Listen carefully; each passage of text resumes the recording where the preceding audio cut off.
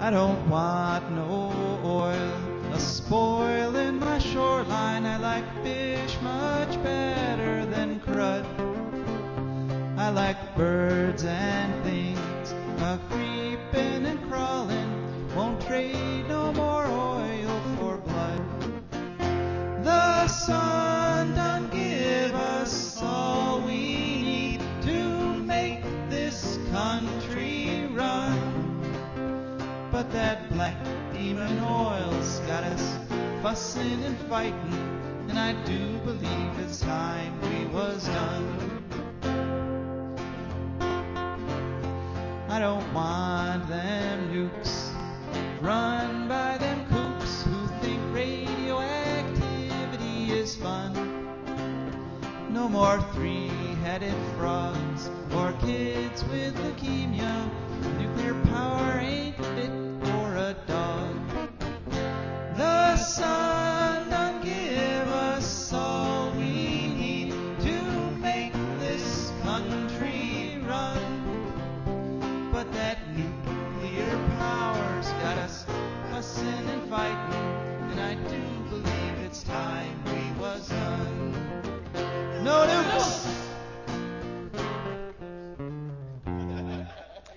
Good morning, Toledo, and good afternoon, Cleveland, and hello to those of you listening on the internet, wherever and whenever you are.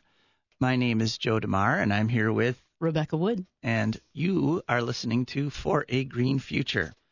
For a Green Future is a show where we talk about the environment and the ecology, and we talk about it in terms of how it affects you, your family, your health, your happiness, your wealth, your pocketbook.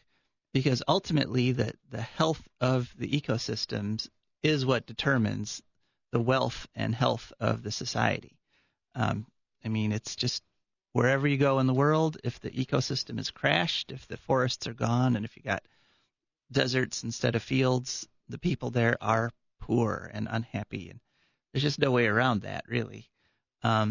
So we here are talking about the future, the green future. A future where the environment is healthy, where we're not destroying it as fast as we seem to be able to the way we do today. And but we're talking about it in terms of how it affects you. We're bringing it down local. And locally, one thing that I wanted to talk about today, I noticed on the way in, I saw some geese getting ready, starting to fly in little flocks there. And it looks like they're getting ready for fall, and signs of fall are starting. It's kind of hard to believe, but we are in August and we're coming up on it. And how about you? Have you seen any signs of fall in your area? Are you looking forward to fall? You can give us a call at any time on this show at 866-240-1065. That's 866-240-1065. And you can call on any environmental topic, any news story you've heard, any questions you've had, and Rebecca and I will be happy to take your call and answer any questions you might have. One thing on the ride in, Rebecca and I were talking, and it's interesting with this global warming how the seasons are changing. I mean, we have fall coming up on schedule, and that. Interesting is one word for it, Joe. Yeah, interesting, yes. And the plants that are sort of designed genetically the way they're to react to fall are reacting to fall. The crabgrass is already starting to die. This crabgrass dies every fall, And but we were talking about what's happened to the seasons. It seems like we have a fifth season now. We have, the usual fall where the leaves die and fall off the trees. And but then we have this in-between season where it's supposed to be cold, the November-December season, where it's supposed to be all frosty and freezing and maybe some snow here and there, but that just doesn't happen. And it's not exactly fall because the days are way too short, and it's supposed to be winter, but it isn't. I'm wondering what we should call this fifth season that we're starting to get around here.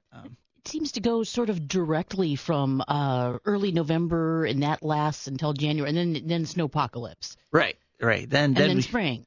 right. Then we hit It's not normal where, winter is sort of moderately wintry for a long time. right.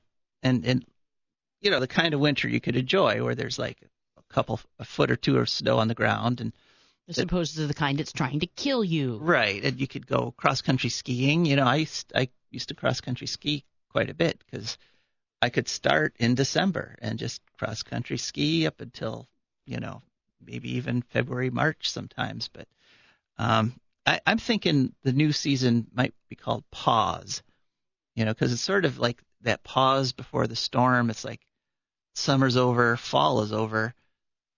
So you're going to get hit by some nasty winter, but it's like kind of like you're at the top of the roller coaster. All of last year, that's what December was like for me. It was like we were kind of way up there and we knew something was going to happen, and it ended up happening. It did happen. We had a really hard winter once late January came along. So I don't understand too how this doesn't feel scary to everyone, in this weird sort of dogs and cats freaking out before a hurricane type of feeling that just to me the changes in the weather just feel wrong and creepy, like something very bad is about to happen.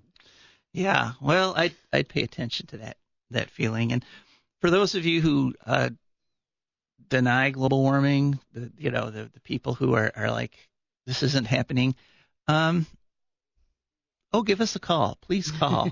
We'd love to talk with you and just hear your opinion. And you get to share it on air with thousands of people. And then it gets replayed in Columbus. So you could actually get your opinions heard in Columbus by calling us in. We had the worst time last winter when that couple, whatever, a week or two when it was below freezing, like all way, way below freezing. The poor doggy did not want to go to the bathroom outdoors because immediately when he went outdoors, he felt like he was going to die. At one point, he waited for 3-4 days and then disgraced himself fairly badly. At another point, I swear he did a handstand trying to squat without getting sensitive parts of him in the snow. Somehow he did a little backflip. It was amazing. Yeah, that's it. That's another unexpected side effect of global warming that doesn't get enough press. Exactly. Increased pet messes in your home. Right. So it's a big problem. Right. Or a small problem if you have a smaller dog. So that's just a little bit about fall coming up, and we'll talk more about fall as it gets closer. But today I wanted to discuss something that's been in the news, and that is global ocean circulation, ocean currents. And they've been in the news lately because there's some evidence that these currents are stopping, that they're slowing down and stopping.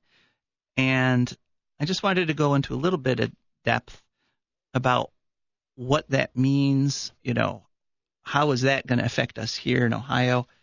And so in order to do that, we've got to give you just a little bit of background, a little bit of oceanography here today on For a Green Future, because let's face it, healthy oceans are essential for a green future.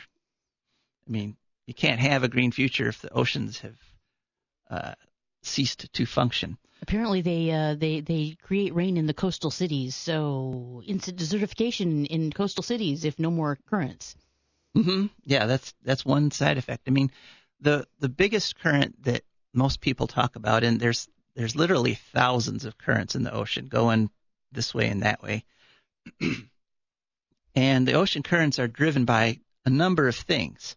One is the wind. The direction that the winds blow changes the direction that the water flows up at the top, and it can create these currents. These currents are essentially just sort of rivers inside the ocean that carry water from one place to another.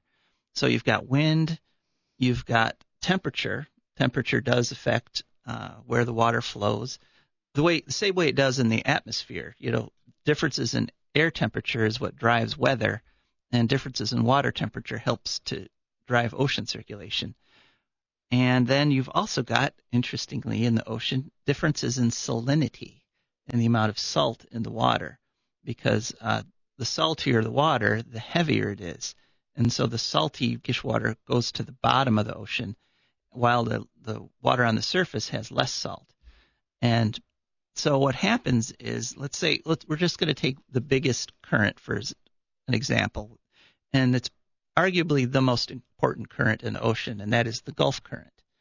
And that's a current that takes warm water from the Gulf of Mexico up along the Atlantic coast over to Europe, up into the North Atlantic. And this current is what keeps Europe from freezing.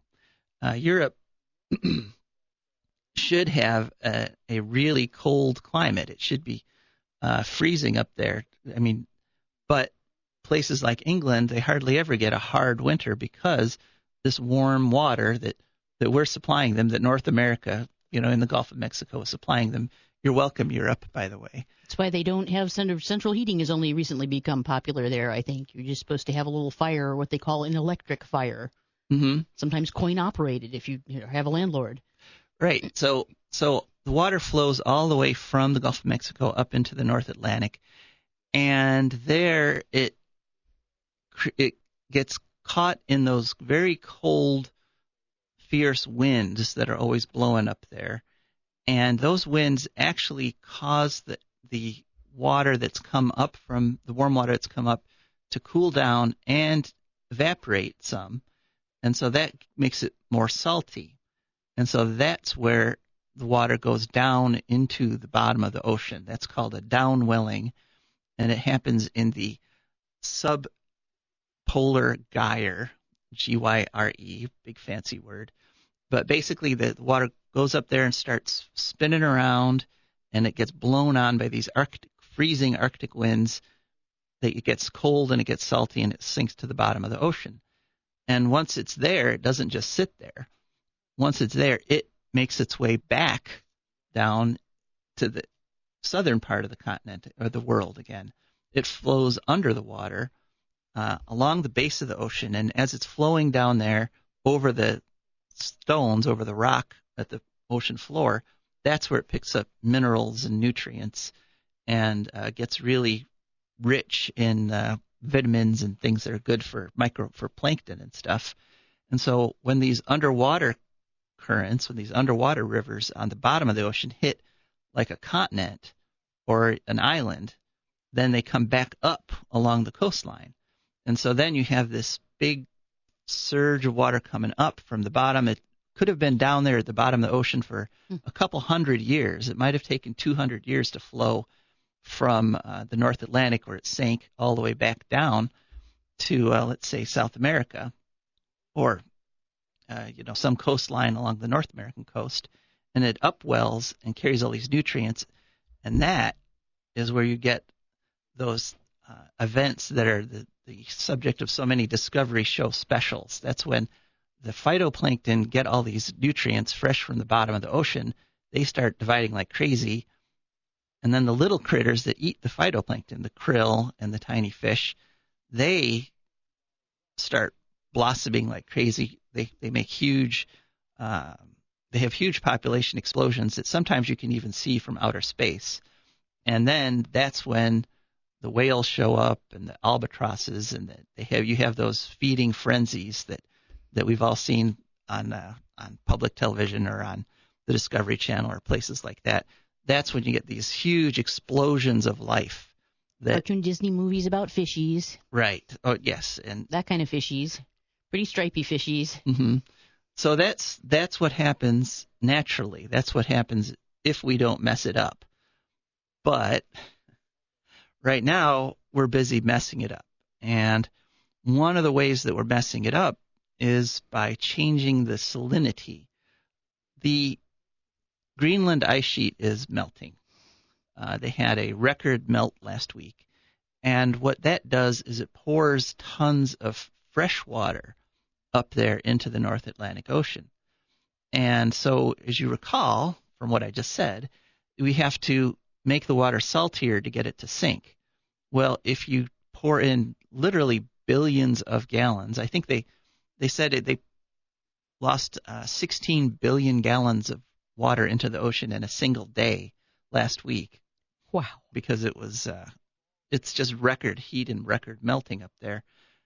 if you add fresh water to this mix, then you don't get the nice saltiness and the sinking and the gyre working right. And so you can cut off this whole conveyor belt. You can stop this flow of nutrients in the ocean. And so, no sinking in the North Atlantic means no bloom of phytoplankton down there in the south, no upwelling.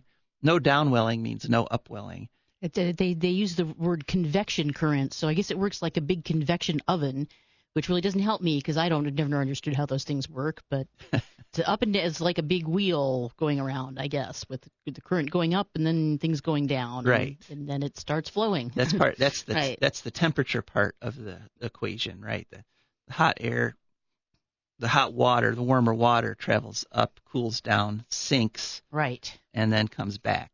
And it's a little bit like when you are out walking around in the city and you see a plastic bag, which is going around in like a big circle, like a Ferris wheel next to the wall of a building, I guess, because the wind hits the building, takes the bag up, and then it starts coming down because I don't know. Yeah, that's a pretty good. Air falls. That's a pretty good analogy. And it just goes around and around and looks kind of spooky and weirdly like a jellyfish. Right. So we are in danger if we keep putting carbon in the air, because that's the root of all these problems. We are in danger of stopping this current. And if the current does stop, then all the fish stocks collapse. Things can't grow in the ocean anymore because there simply would not be any food for them because none of these nutrients come back up. And it would be a disaster. Now, on the other hand, some scientists are proposing quote-unquote solutions to this that also would be a disaster. There is a proposal to spray Greenland with artificial snow, with just this white reflective substance, maybe plastic, maybe paint, I don't know. Oh my. And in order to stop the ice sheets from melting. But there's a lot wrong with that. There's a lot. Yeah. Geoengineering, I've talked about it before on this show. Geoengineering is not going to work. I mean, for one thing, the energy to do that right now would be coming from fossil fuels. You'd be burning petroleum and diesel and everything to run these tremendous machines, which are supposed to spray artificial chemicals on a subcontinent. And we don't know what those chemicals would do when they run off into the ocean or affect things. There's a phrase in medical profession. It's called iatrogenic. Big fancy word, but basically it means when you get so desperate, when you're doing so many treatments, the treatments themselves worsen the condition. Like most people a lot of people who have cancer actually sort of die of the chemo and things. Right. Because you're trying to get rid of the cancer, which is a good goal, but then, other things go wrong. Right, exactly. Like maybe somebody's sodium balance is off, and so the doctors will give them a diuretic, but then their kidneys start failing, and so then they have to put them on dialysis, and then, and so forth. And that's a downward spiral that often leads to people dying. Yeah. And so it's kind of the same thing with a planet. If we start these massive, insane geoengineering projects, we are going to just worsen the problem unless we stop putting carbon in the air. And I know a lot of you are thinking, how can I stop putting carbon in the air? I need to drive my car.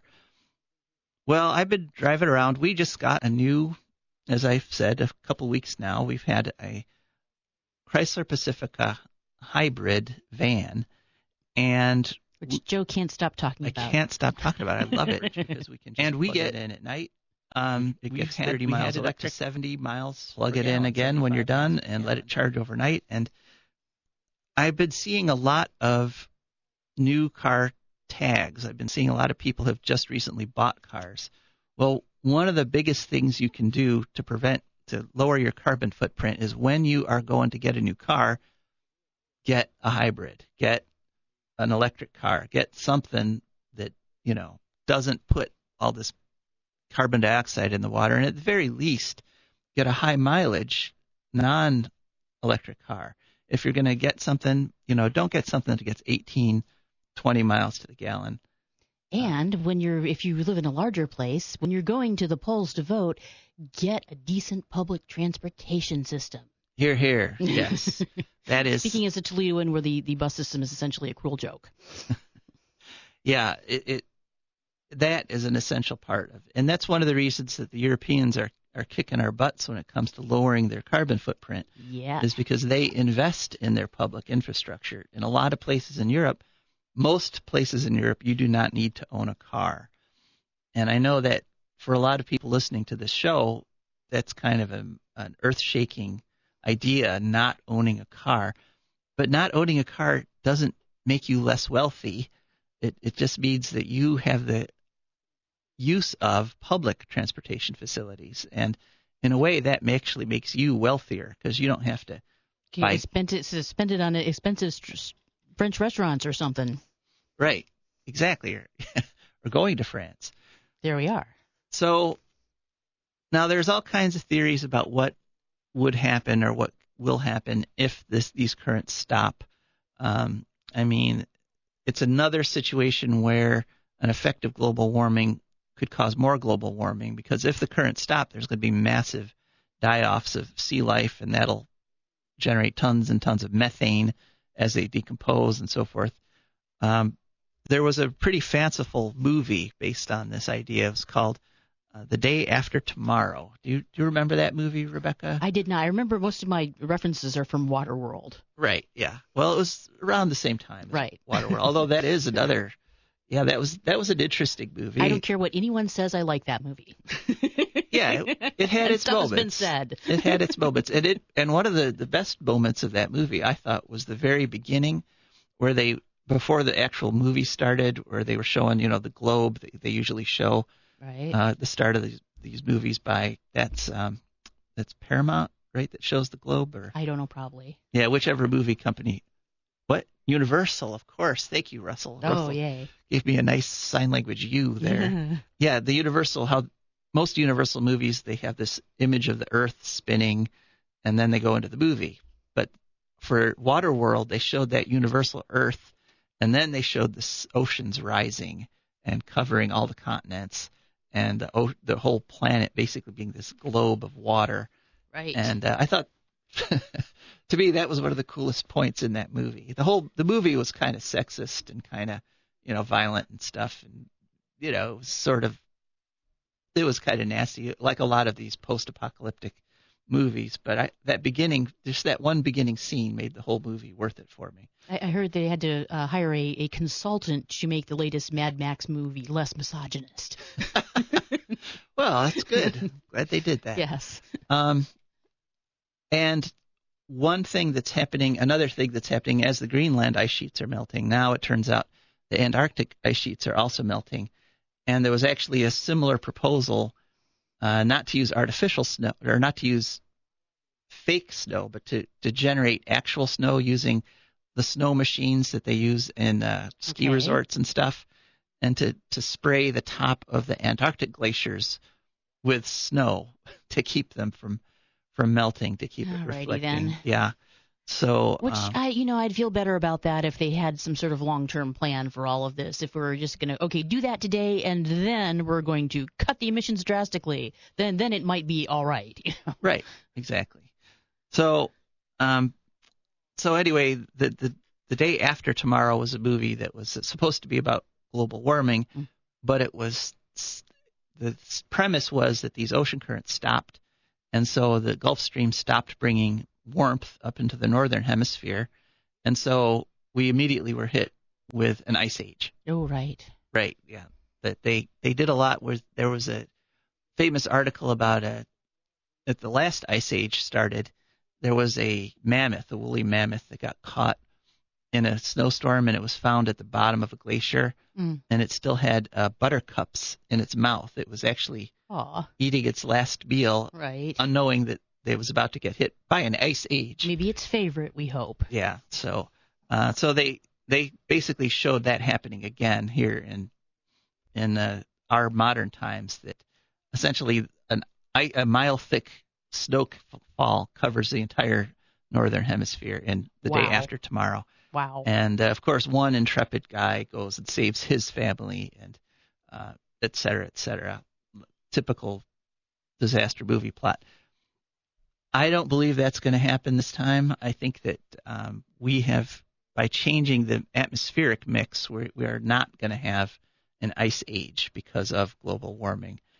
But it's just sort of an example of things can go wildly awry. But it's all just very unpredictable is the thing. We really don't know what's going to happen. That's what makes it scary. That's true. That's true. There's all kinds of different scenarios with different percentages. And we're playing with something we really don't understand. Right, except we do understand we have to stop the carbon. Yeah, we understand that much. That would be the sensible thing, really. Right.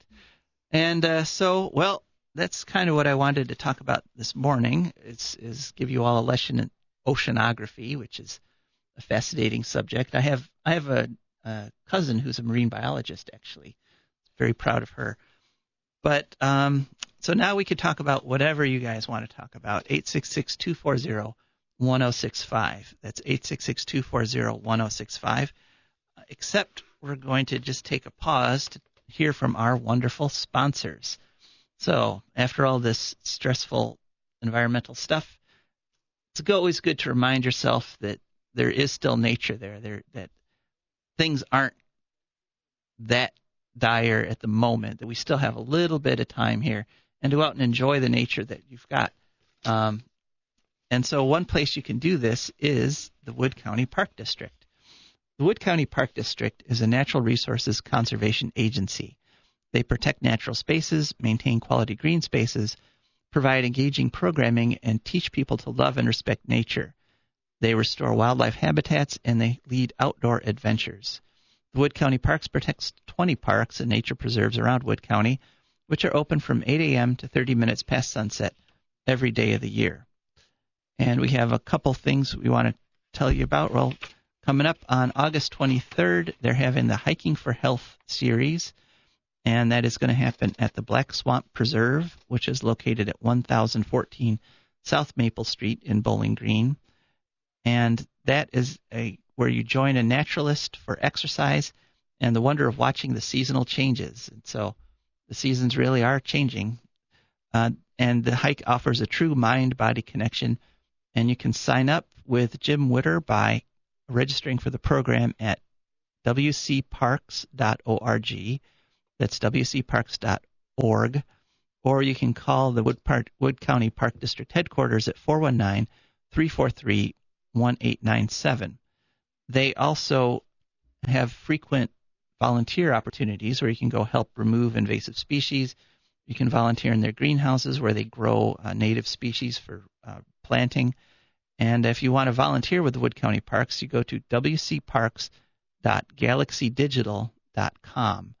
That's wcparks.galaxydigital.com, and you can sign up and get out in the woods. And it's wonderful therapy to just go ahead and enjoy the nature that is there. I mean, it's not hopeless. I mean, there are people that are saying, it's too late, let's just give up.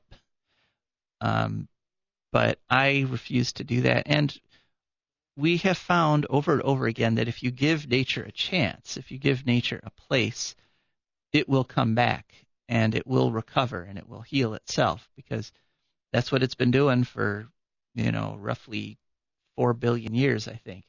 So I think that's how long life has been on the earth.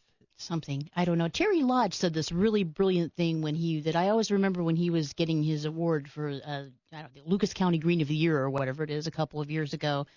In his speech, I think his catchphrase was "Hope is irrelevant," which goes very much against sort of the American mind frame. Always upwards and onwards. Things are just going to get better and better, and that could still happen. That could still happen. But the point is, fighting to save the planet is a good idea, because it might succeed, and it's also a good idea because I, for one, would like to go down fighting if it doesn't. Hear, hear. Hear, Yes. hear. And, one action is worth 1,000 hopes. Indeed. So just if you buy that car that gets for 35 or 40 miles to the gallon, if you use public transportation whenever you can, if you advocate for public transportation whenever you can, that is bringing us to the green future. One thing I have become convinced of over my years and years of activism and doing stuff is that whenever you do actually do something, you change everything. You might not succeed, you might not get exactly what you're working for, but the act of doing it changes the whole dynamic, changes the whole structure of what's happening, and will carry you in the direction that you're trying to go, even if you don't get there exactly the way you want it. Mick Jagger, can't always get what you want, but if you try, you might find you get what you need. Indeed. So, we have one more ad to do here, and that is for DeMar Consulting. DeMar Consulting is a computer consulting company. They will come to your home and help you with any computer problems that you might have. Maybe you just bought a new computer and you want to transfer your data from your old computer to your new computer. They can help you with that. Maybe you're having some trouble with your antiviral software. Maybe it's not letting you do anything and just blocking everything. They can help you with that. DeMar Consulting, everyone at DeMar Consulting has a degree in computer science, so you know that they know what they're talking about. And you can contact them in a couple ways. One is to go on the web at demarconsulting.com. That's DEMARE, then the word consulting.com. Or you can call or text at 419-973-3000. That's 419-973-3000. So if you're having a computer problem, if your computer's not talking to your printer, don't live with that. Just make a call and get it fixed. They'll come right out, and they're very fast, efficient, and helpful. So that's demarconsulting.com. All right, now back to the show. So this is the point after the bottom of the hour where we usually give an update on House Bill 6. And once again, there is news to report on House Bill 6. And now I have to preface this with a disclaimer, because last week I actually took a job. I got hired by the company that has been hired to collect petition signatures to overturn House Bill 6. They're petition signatures to create a referendum, and the referendum would simply say House Bill 6 is negated. But those of you who listen to the show know that my opinion is probably not going to be influenced much by this position, because I actually have been fighting House Bill 6 ever since it was first introduced. So there's my disclaimer. Now, the news. As you remember, last week, the company that has collected these petition signatures had turned in over 2,000 signatures to the Attorney General. And the Attorney General has until the close of business tomorrow, Monday, to make a ruling on whether or not these initial petitions were sufficient, and then the main petition gathering can go ahead. And at that point, the people who want to overturn House Bill 6 would need 270,000 valid signatures, which probably means they've got to collect about 400,000 signatures by mid-October. Well, an attorney who is working for, he says not who, he refuses to say who's paying him to do this, has filed a brief with the Secretary of State's office saying that this law cannot be put to a referendum because it is a tax. Now, the Republicans who introduced this law, up and down, left and right, during the debate, kept saying, this is not a tax. We are not taxing people. We are simply adding a fee to their electric bills to save nuclear power and to save coal power and to basically make the world a more radioactive and dirty place. And yet the money is still going to be gone from your wallet, and the government is the one who you passed this. So right. But apparently, a lot like a tax. Well, apparently in the Ohio Constitution, there is a clause that says that tax issues cannot be put to referendum. Oh. Yeah. But it's not a tax, right? Well, that's what they said. That's what technically speaking. Right. And unless they were lying, do you think? The legislators That can't be true, could have been Joe. The legislators wouldn't lie. I reject that. I do not accept that our legislators could have stood on the floor of the Ohio State Legislature and lied to us. Just not possible. And said it wasn't a tax, and then it actually turns out to be a tax. Right. No, I'm rejecting that. Well, hopefully the Attorney General will also reject it tomorrow. But again, suspense. If the Attorney General rejects it tomorrow, then it's not clear what would happen. It's not clear if a new referendum could be made that would get around this, or, it's all up in the air again. So wow. Yeah, I know. This is a story that just won't die. It's a roller coaster ride. So that's the latest on House Bill 6. All right. So now is the point where we definitely love to open it up, and we'd like to get a call. I actually got an email from someone who said he was intending to call this week, so hopefully he can follow up on that at 866-240-1065. There was another story in the news this week that I wanted to touch on. But before we do that, Rebecca, I know you did exhaustive research on ocean currents and so forth. Devoted an entire 5 minutes to that, yes. Was there anything interesting that you wanted to add that we didn't cover in the first half? Gosh, well, it's interesting to me. I think we didn't cover that the Gulf Stream we're talking about, the one that's generated at the poles, that it has something to do with carbon cycles, like putting carbon in the air and the trees take it back out, and that has to do with breathing, which we all do. And so we're not exactly sure if that current stops. We're not exactly sure what's going to happen to the oxygen supply. Well, that is another excellent point, that the oceans are the largest carbon sink. That is, they absorb more carbon from the atmosphere than anything else, more than the rainforest, more than any other carbon absorbing thing on the planet. And so if the oceans stop flowing, will they keep absorbing carbon? Because if you don't put fresh water up there, the water that was there might already get saturated with carbon, and so it might stop absorbing the carbon dioxide. I was just they have all this stuff about space, because of the anniversary of the moonshot or whatever it was. 50 years ago. 50 years ago, that's what it was. Yeah, so they have all that going on, and they mentioned something about like kind of what a miracle is that we have an Earth, because apparently, like normally in a solar system like our own, the sun, the sort of the level, the orbit at which Earth currently is would be inhabited by something called super Earths, which are some planets sort of like Earth, only much, much, much larger. And therefore, because they're larger, somehow it messes them up so they can't be sort of nice and warm and oxygen-y like Earth. Right. Well, if you have too much gravity, water doesn't flow the way it does now. It forms these weird... Oh, right. The flowing water again. Warm ices. Like it's important or something. Yeah. Yeah, they get squished down into these weird ice structures that don't... They're not ice as we think of them. They're warm ice. But, yes, we are incredibly lucky. And one reason we're so lucky, I love talking about this because it's so dramatic. Somewhere back in Earth's history, we got hit by another planet roughly the size of Mars. Right. And that knocked most of our mantle off into space, and which then coalesced and formed the moon.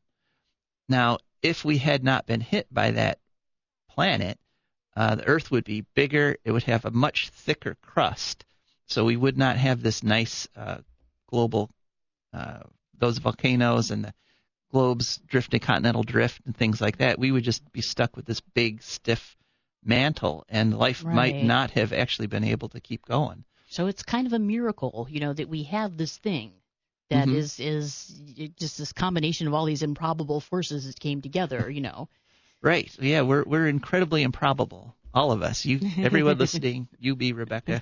It's amazing. Some of us more than others. That's true. Okay, so now we've created this wonderful, beautiful globe that is just absolutely perfect to support us and so forth, and has oceans and continental drift and volcanoes, but not too many volcanoes. And a lot of people seem then intent to just sort of mess the whole thing up. It's Yeah. kind of like that sandcastle. You build a fantastic sandcastle, and there's always that one little boy who's got to come and just jump on it. So that's how I think of Vladimir Putin. Except somehow we have empowered that one little boy to the point where he outweighs everybody else. Yes, well, and that's how I think of Vladimir Putin, actually. And Yeah, that makes sense. Speaking of power and nuclear issues, because we're never far from nuclear issues, Russia had a little accident this past week. Uh-oh. Yeah. At first, they were saying, it was just a missile test launch. It blew up. Then they were saying, the city nearest to where this missile blew up did report a spike in radiation. Uh-oh. Now it appears that what happens is Russia has been developing a nuclear-powered missile. Oh. Yeah, which is like take the worst thing in the world, like a nuclear missile, and make it worse. Make it a nuclear-powered nuclear missile. And so it appears that one of their nuclear missiles actually had a meltdown, blew up, melted down, and exploded on the launch pad, and sent this surge of radiation floating over the city near them. And, of course, Russia and all the official government agencies are saying no harm to the general public, no danger. It's kind of amazing how international that is. It's like they governments around the globe that are pursuing nuclear power must have all been given this handbook, what to say. Yeah, pay no attention to the man behind the curtain. Right. Yeah. They were saying the levels the radiation are low. man behind the curtain. Right. But this is an insane idea, having a nuclear-powered rocket, because the potential for contamination from a rocket is just incalculable. And there's a push. I've heard somebody say, I've heard it said by representatives from the military that, it's on. We are in an arms race. And so now the U.S. needs to develop a nuclear-powered missile. And oh, dear. Oh, dear Lord. The thing about Russia's nuclear-powered missile is it is a hypersonic missile. That is, it can travel many times the speed of sound. And so it could be here. I mean, what we learned back in the old days of the Cold War is that we've got a half hour from when Russia launches its missiles, a half hour to get home, maybe have some lasagna, Right, yeah. or whatever it is you want to do before the end of the world. Right. Now, it's supposedly these missiles could travel from Russia to here in the space of a minute or a couple minutes, like 2 or 3 minutes. And so, again, since my head is filled with pop culture idiocy, I'm suddenly thinking about that one movie where somebody decided to make super smart sharks in the course of Alzheimer's research, because that couldn't end badly at all. Right. It's the same kind of idea. Right, yeah. I mean, is there any chance that this accident will help them realize that, or just whoosh right over the head? Well, the problem is I have found that there is what we call a negative correlation between that's right. democracy and nuclear power, nuclear issues. It seems that the more democratic a country is, the less likely they are to pursue nuclear power. I mean, Italy had literally a vote on nuclear power, and you can't get more democratic than that. And 98% of Italians voted against nuclear power. And it was a huge fiasco for the government that was pushing it, and he had to resign. Because Italians have good sense and don't want to die. Yeah. I'll accept that characterization. Right. Being an Italian American, Yeah, I would say that's accurate of all my relations. So, so unfortunately, Russia has a very low score on that democracy scale, and so they have a very high commitment to nuclear power.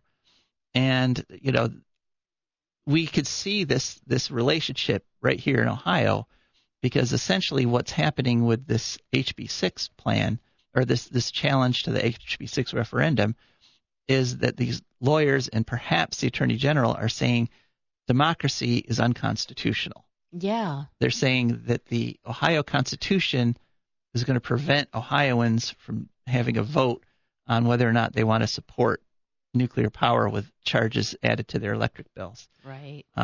And in Japan, after the Fukushima disaster, right, they passed laws saying that it was illegal to report on radiation health issues, that it was illegal to talk about nuclear power without government approval.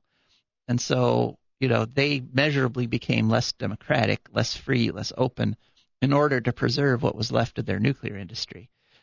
So things are not looking good, especially since we pulled out of anti-nuclear treaties. But things have been dark before. Things have been, nasty in the past. And sometimes accidents like this one do result in changes. I mean, one of the things that brought down the old Soviet Union, which as we were growing up, Rebecca, everyone said was this impregnable dictatorship that would never falter because they had absolute control over everything.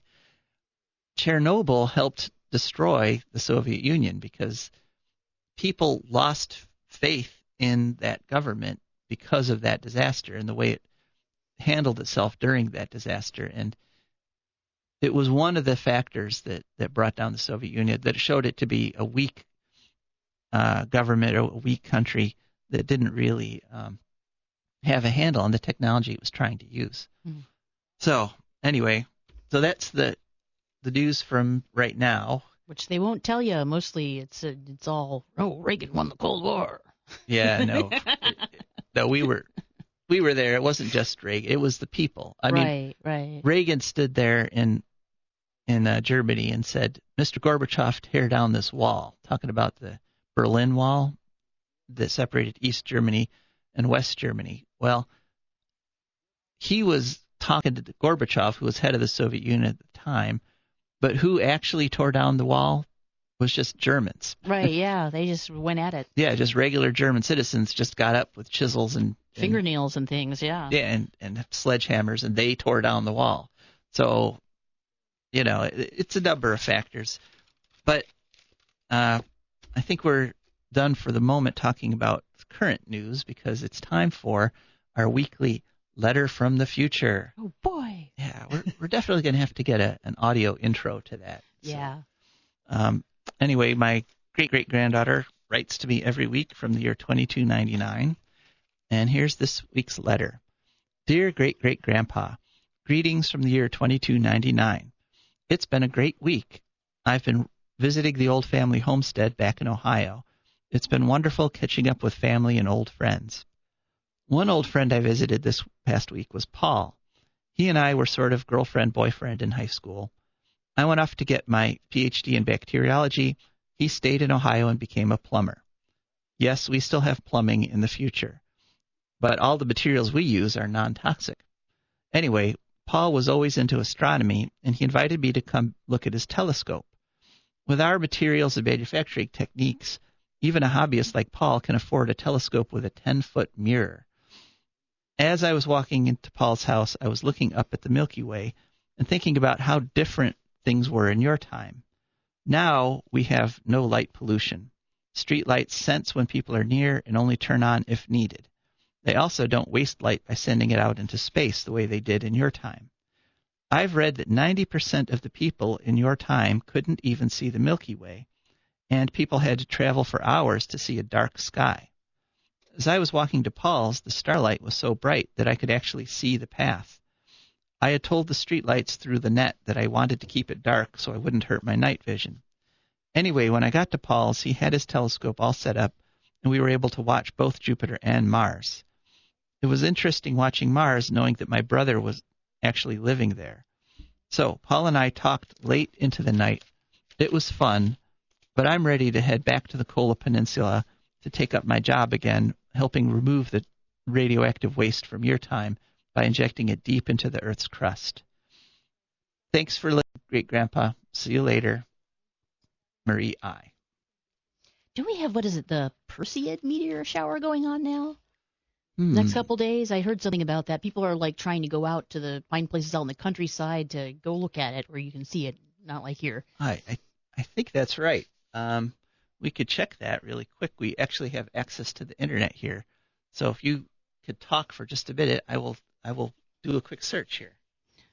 Okie dokie. Yeah, I have been looking lately. Oh, we were going to mention the thing. Another thing happened. I'm going to steal it, even though I mentioned it to Joe earlier. Another thing that happened was that apparently on the news we lost some dogs because in North Carolina they swam in a pool that had, or a lake or something that had green algae in it. Go back. And it died of liver failure, all three of them within hours, which didn't used to happen. I lived in western Kentucky, and you had to maybe throw a stick in the water to get the cotton moccasins or water moccasins. That's what it was. Cottonmouths, water moccasins. Yeah, they were all we weren't used to that. We were from upstate New York. Freaked us right the heck out. But so yeah. What would you throw the stick in, and what the snakes would attack it, or they'd run away from it? Swim away. Oh, yeah. they'd go away from it. Or a rock. I think it may have actually been a rock. Okay, so that's something we don't have to do here in Ohio. And you could go swimming in October, which we were not used to. Mm-hmm. Outdoor swimming in October. That was exciting. Interesting. Well, I guess that's on the way for us here. if we continue to have this pause season.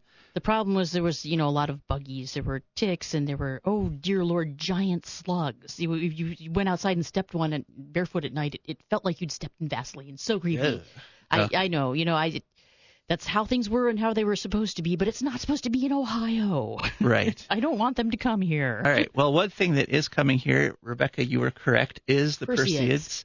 And you could, according to the internet, you could see 10 to 15 Perseids per hour, maybe more on the peak, and the peak is the night of August 12th through 13th. So you could see the rate can be anywhere between 150 to 200 meteors per hour. So that's something to try to get out and see here. Today is the 11th, and so we're talking about tomorrow night. A friend of mine has relatives who run a mini golf course in Wasion, and we want to get somebody to try and take us out there so we can all admire it together. Somebody with a car. Oh, yeah. It sounds... we put it out on social media, but no answers so far. Yeah, that sounds great. All right. Well, let me look at my notes here. Let's see. And unfortunately, we have not taken a call this hour, although if you called literally right now, we would put you on. So 866-240-1065.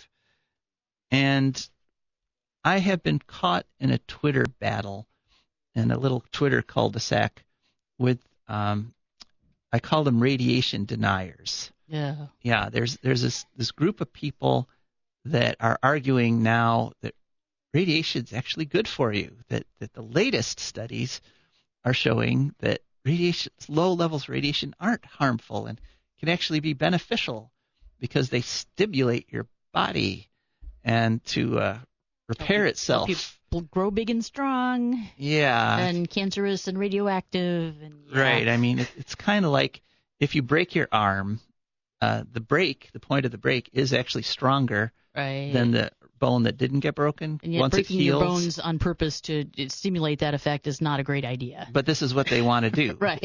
They want to expose us to low levels of radiation. And it's just crazy. And they're citing, they have this one study. Well, actually, it's funny because they talk about the government was doing a comprehensive study on low-level radiation, and they stopped it. And before it reached its conclusions, they just took away the funding.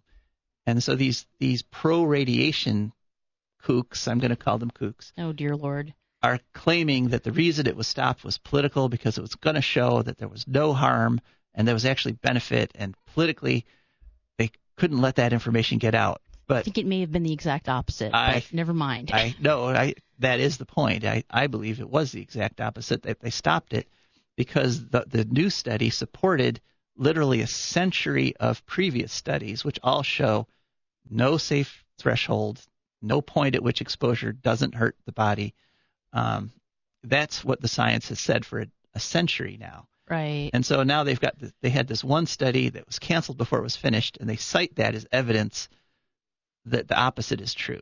And I keep thinking about this. There was this comic strip and movie that was produced in Japan by a survivor of the that was Hiroshima and Nagasaki, one of those explosions. Right, yeah. And one of his experiences was that at one point when he was trying to keep his baby sister alive after the starvation that followed the war, and one of the things he did to do that was he had a job picking maggots out of the wounds of a guy who was dying of radiation poisoning, which he should have left them in because they eat dead tissue. But never mind.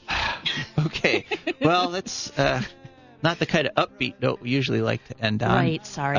We'll go back with so get out and see the Perseid meteor shower tomorrow. Yes, indeed. One of the wonders of nature presented to you free of charge. It's pretty. By the universe. All right. Well, this is Joe DeMar, and I want to thank you all for listening. Thank you, Rebecca, for co-hosting. And thank you. And we will be back next week. This is Joe DeMar signing off. Oil's got us fussing and fighting, and I do believe it's time we was done. I don't want them nukes run by them kooks who think radioactivity is fun. No more three-headed frogs or kids with leukemia. Nuclear power ain't fit for a dog. The sun done give us all we need to make this country run. But that nuclear power's got us fussing and fighting, and I do believe it's time we was done. No,